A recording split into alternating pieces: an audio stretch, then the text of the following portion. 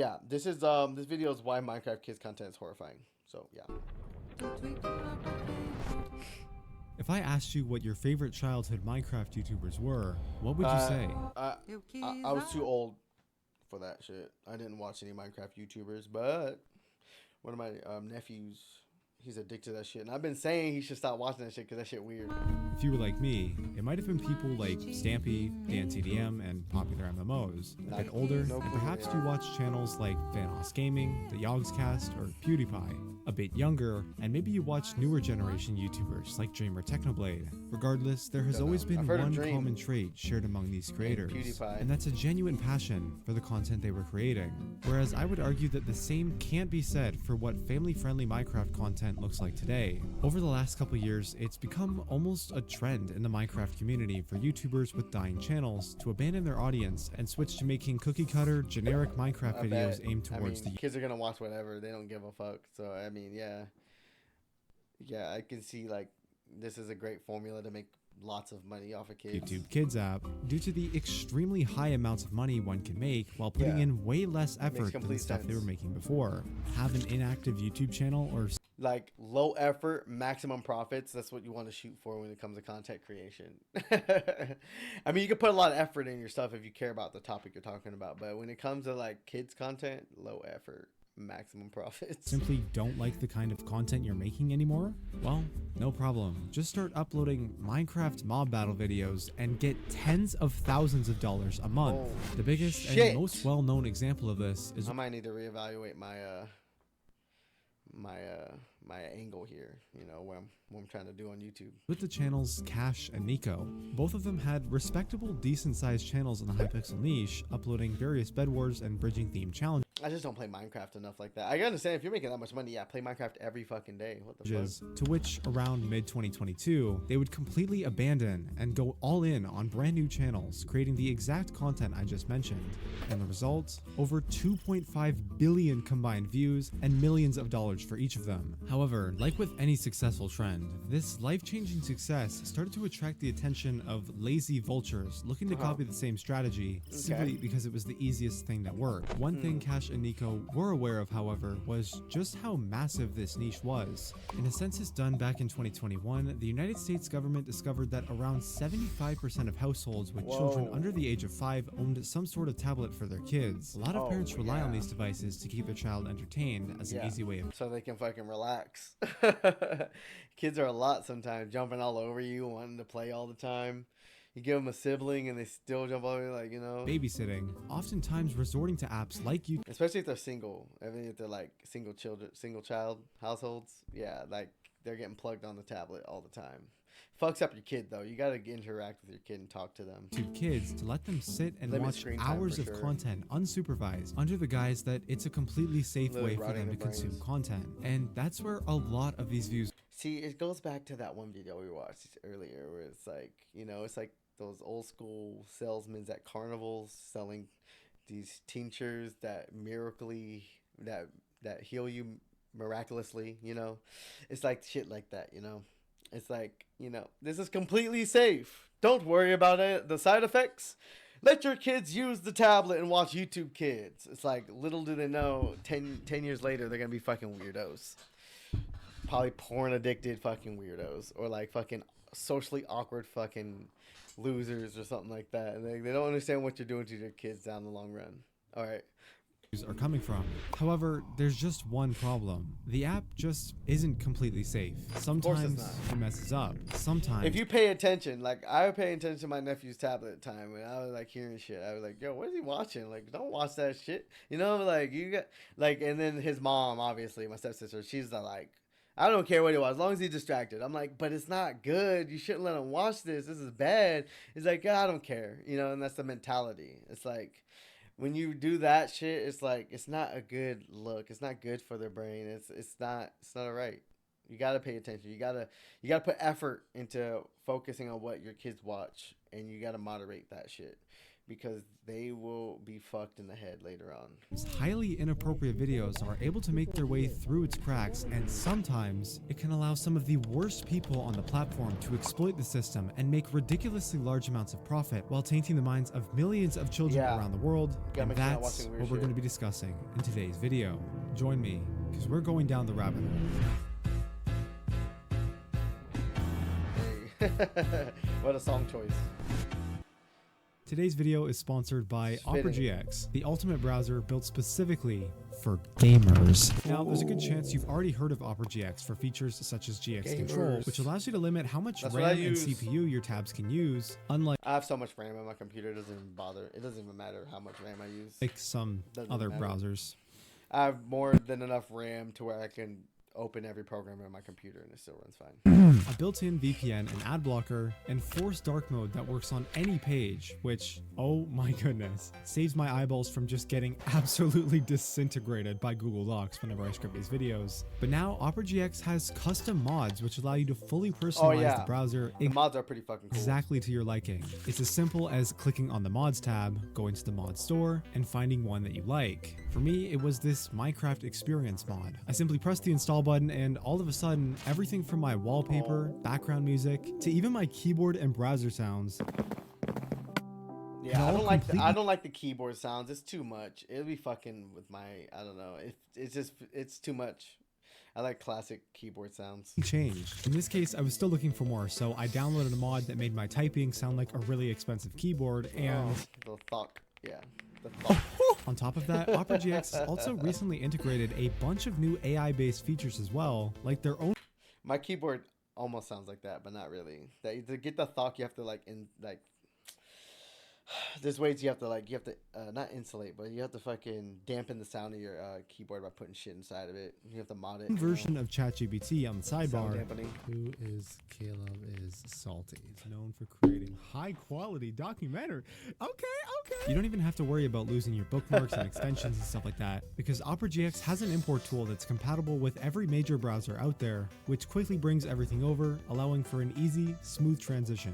So why not give it a shot? Download Opera GX for free right now and support the channel by going to operagx.gg/CalebIsSalty or clicking the link in the description. That's probably easier. And thank you to them for sponsoring this video. Like I mentioned previously, the success of Cash and Nico inspired many individuals to pursue family-friendly Minecraft content purely for the massive financial gain. However, as more and more creators began to hop on the bandwagon, it became harder and harder to find success in the niche due to how saturated it was becoming. Certain individuals began to push the limits of what was allowed on the platform just to get an edge on their competition. I think the YouTube channel Zay demonstrates this perfectly. Tell me why a simple video of them playing Minecraft with Spider-Man needs to have these weirdly suggestive characters on the thumbnail. Because kids are fucking, they're edgy, man. They want to go for the most edgy shit on there. You know what I'm saying? For like whatever the age group is, they're gonna be like, oh, look at this video I found. You know what I mean? Like, let's go over here behind the big tree over here on the playground and watch it. You know what I'm saying? Let's go hide over here. You know, let's go in the bathroom and watch this video. Like, even though it's Minecraft fucking block dimensions, they don't care. They'll watch it. Or this video about them building a house with some character from Poppy Playtime, I guess, needs this thumbnail. Like, seriously. Oh my fucking god. How is this even allowed, man? This is crazy. This is OD, bro. How does this pertain to the video at all? Why? Well, what the fuck? Oh my god, I know it's getting up on YouTube. Oh my god. What the simple. Similar to how channels like MrBeast often use thumbnails depicting characters in extreme situations to generate shock value and get people to watch their videos, this niche of quote-unquote family-friendly Minecraft content often uses gruesome and suggestive imagery. There's no way they allow this on YouTube, man. That's crazy work. To grab the attention of... Like, what? She's like dead, stabbed in the leg with a knife, so that's violence. And then a BBL, like sexual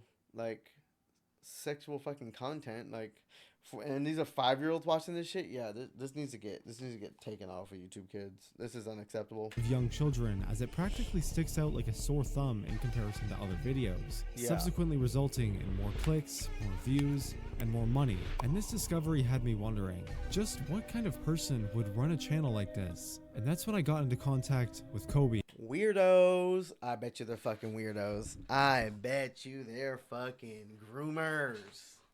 How much you want to bet? An 18-year-old YouTuber who currently runs multiple family-friendly Minecraft and Roblox channels, which have generated him over 65 million views combined. Recently, Kobe's gotten himself into quite the controversy, not only for his use of suggestive thumbnails, but for his wild and hilarious library of tweets bragging about his success, claiming that people need to quote-unquote wake up, escape the Matrix, and that he's a true warrior, which your boy might have taken a couple jabs at. Sorry, Kobe. A little after this drama had fizzled out, I decided to reach out to Kobe, requesting an interview in hopes of better understanding the mindset of someone behind these channels. And to my surprise, he actually agreed. Why don't you go ahead and tell the viewers a bit about yourself? Sure, I'm Kobe and I make Minecraft videos for kids and Roblox videos too. Yes, sir. All right, I noticed that you've gotten into, you know, a little bit of drama, a little bit of funnies on Twitter recently. I've seen a lot of people pointing out your interesting choice of thumbnails. Yeah. And my main question is just, what inspired you to start using these thumbnails in your videos? Well, in reality, I just saw other channels getting views with these thumbnails, so I thought, if YouTube's rewarding it, I'm gonna do it, and don't hate the play, hate the game type thing. And I don't ever cross the line to everything in terms of service, or YouTube would take me down. So I think what I'm doing is pretty fine. Now, I'd So like he to follows mention the that terms of using service. Okay, so he's like he's the TS, the terms of service fucking guy, or whatever. He's just like he's riding the fucking edge. sexual or inappropriate themes in content targeted towards children in any capacity is in fact against YouTube's terms of service. It's just that they actively choose to not do anything about it, which we'll talk about in just a minute. And I think Kobe realized this, as just a few days after our interview, he would tweet out, "No more sus thumbnails, guys." Yeah. By the way, we are extremely close to hitting 100,000 subscribers. So if you're enjoying the content so far, then please subscribe. It helps out a ton. Also, I agree that while the individual creators who do this should be held accountable, this problem goes far beyond just one individual. And oh my goodness, does it ever get so much worse? Now, for some of you, this topic may seem a little familiar. Around a year ago, a YouTuber named Viper uploaded a really good video talking about the same issue. In this video, he focuses on one specific subgenre of these channels, which revolve around impersonating real family-friendly YouTubers such as Cash and Nico, for example. These channels are specifically evil due to the fact that they use these well-known characters in their titles and thumbnails to not only trick the YouTube algorithm into recommending them alongside actual Cash and Nico videos, but to also trick unsuspecting children into thinking they're simply just other videos from their favorite creators. Where most of the channels I previously mentioned really only cross the line with their thumbnails and are relatively harmless otherwise, these impersonation channels actively use their content to promote all sorts of disturbing things to Like, what the fuck? That's way too sexual. their audience, such as acts of insane. severe gore and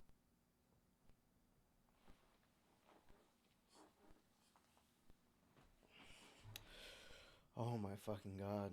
violence, torture, I knocked you out and tied you up. You shouldn't have bullied me. What I'll the take a bonfire hell? and put it next to you.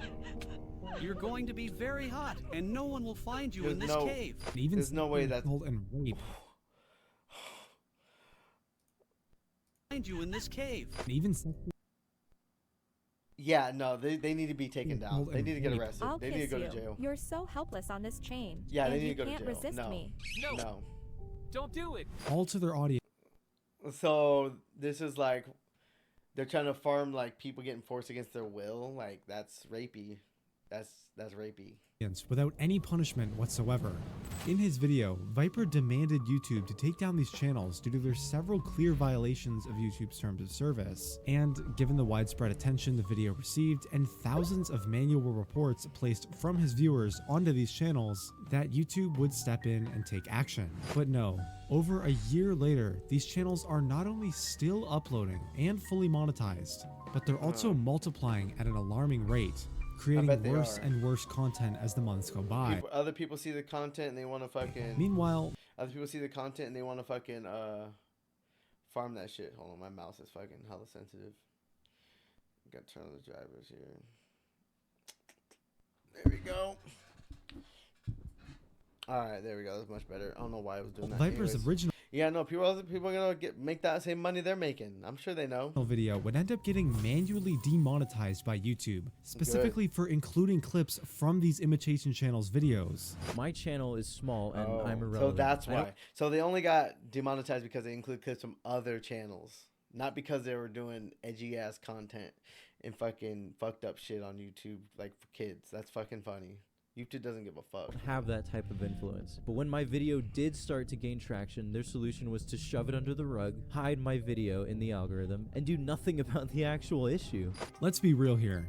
YouTube has the resources to fix this issue. They have the money. They've even done it in the past with the whole Elsagate controversy. Yeah. So why are they refusing to do the same thing now? And if I had to guess, I would say it's for the same reason that these creators are even making the videos in the first place. Money. It all ties back to money. If you didn't know, YouTube pays out its creators' ad revenue via a 55 to 45% split, meaning that however much money these channels are generating each month. How much money have you made from the Kobe channel?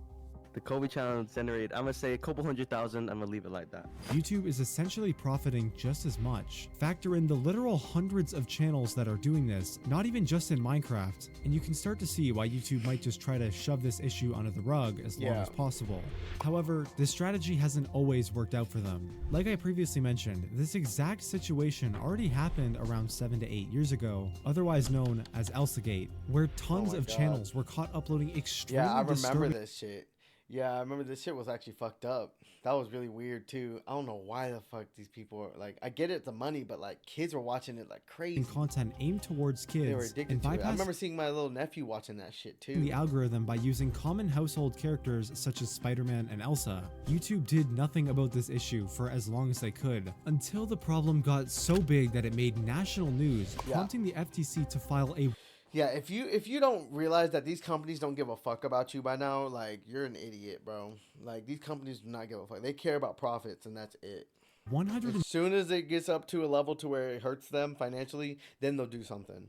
But they're going to keep pushing that shit to your kids because they don't give a fuck as long as they keep making that ad revenue. $70 million lawsuit against YouTube, specifically for violations against children's privacy law. It's the whole reason YouTubers have to choose whether or not their videos are made for kids. On top of that, the lawsuit also banned any inappropriate use of, quote, family entertainment characters, effectively stopping the issue altogether. But now, instead of using protected characters from Disney or Marvel, these channels are starting to make a return by using individually owned characters from YouTubers, which are just as, if not more recognizable to the audience that watches these kinds of videos, as a loophole to bypass these laws and restrictions. There were a lot of things that surprised me while I was researching for this video, but the one thing that really stuck out to me was the sheer amount of comments from people who had been exposed to this content growing up. Multiple studies have proven that children ages 0 to 8, the primary target audience of both YouTube Kids and these channels, are in the most formative years of their life. Everything they do, learn, and consume in these years play a huge part into shaping the type of person they'll be for the rest of their lives. Which is why exposure to violent and suggestive media at such a young age has been proven to create lasting trauma and serious damage to the development of the brain. These problems are echoed throughout the victims I found, with some people saying it severely affected their mental health, and some saying that their addiction to this content later manifested into more serious addictions such as gore and porn. Not to mention the fact that these actions are done by characters that the child is most likely already familiar with and trusted, which then makes an impact on the reputations of the original channels behind it.